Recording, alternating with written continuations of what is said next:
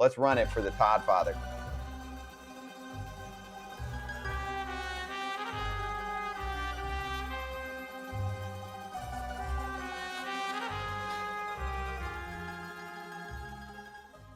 What happened? You get a standing ovation. You won an MVP. You won a World Series title. First time back in LA.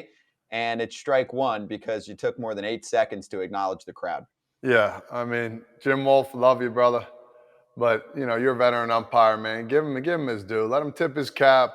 Let him enjoy his moment. There's nothing more than the Don over here that loves the moment of myself. Let me get my glory.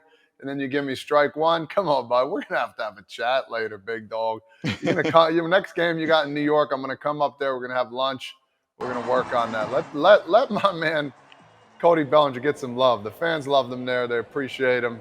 And you got to come out and ruin it and call timeout just because he was 1 or 2 seconds behind on the – oh, here we go. Wow, that's come bad. On, with your big arms. I said, yeah, you got muscles. We get it. We get it. Nah, come on, dog. Come on, man. Hey, so in 2002, we went to Japan. Randy Wolf was one of our pitchers. Jim Wolf went on the trip. Okay. Eric Kinski was on the trip. We were on these bus rides after games and stuff. We're all sitting around. And somehow we got on the discussion of umpires. Jim Wolf and Eric Kinski didn't know who Jim Wolf was. He was on the bus with us. And he wasn't umpiring. He was just there as Randy's guest. And Eric Kinski says something. We all talking about umpires, and Eric Kinski goes, you know what I think about umpires? They're all a bunch of assholes. I hate them all. They all try to be nice to you, and then they all fuck you in the end. And Jim Wolf was sitting in the seat in the bus next to him. And I'm like, so, Jim, what do you think about that? And he's like, he ain't never getting a call again. Can't do that. He's like, wait, he's an umpire, right? And we're like, yeah. And he's like, oh, my. And Hinsky was just like, oh, no. But it was one of the Jim Wolf had listened. He's one of the best dudes in the world. I mean, he'll talk to you. But I mean, come on, Jim. I love you, but next time I see you, I'm going to give you shit about that one.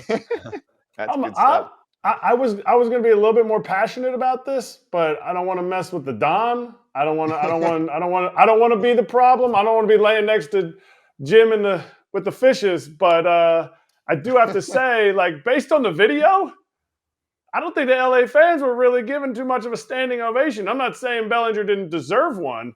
It was like 3 dudes that were coming down the aisle because they just got there late and they got some Dodger dogs.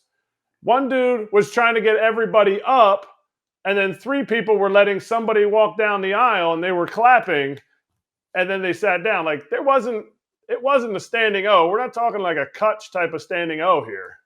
Okay.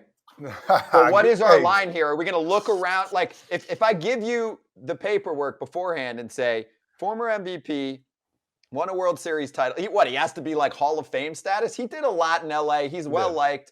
Also on social, a lot of Dodger fans were like, I was watching, that was crap. Like, give him his – it's one moment. He did get a huge one before the game. He did get a huge one. They played a little montage, yes, and he got a huge ovation. I will say this, too, at least from a couple people I know that were at the game, working the game, from a TV perspective, they said the ovation was there. It was enough of an applause and all that. LA fans might have been a little lazy, not all standing up, but you disagree, Kratzy? Because, yeah, there were some trolls on Twitter that were like, 5 people were standing. Kratz was one of them. They weren't there. Kratz was one of them. It might have been Kratz. Kratz was one of them. What are you talking about? Come on. He had a good run with LA. He can do a tip of the cap and get 15, 20 seconds to say, how you doing? Here's my other problem with it, okay? I got one more problem to add for the Don. How about, let's say it's Albert Pujols last year, and he has a 3-homer game. And then he comes up again and he's in St. Louis, and they want to give him an extra second here because they're like, holy shit, this is a legend. He had a 3-homer game and all that. Are we going to ding him right away? To me, it's just have a feel.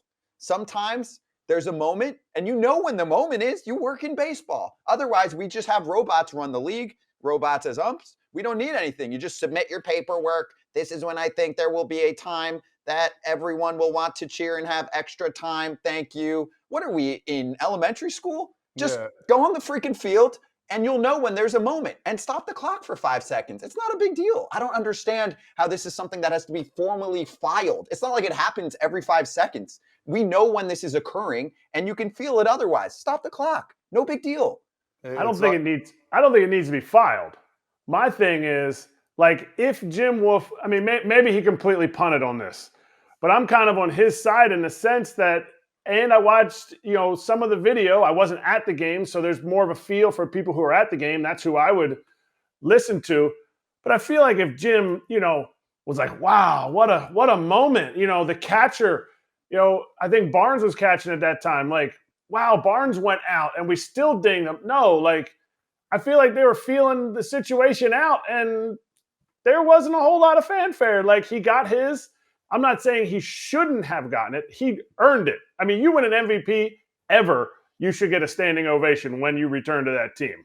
Like, he won an NLCS MVP, World Series, all that stuff. But it's not, to me, it's not on what Bellinger did, and it shouldn't have to be writing a formal letter. It just should be like, maybe there just wasn't that much of an ovation.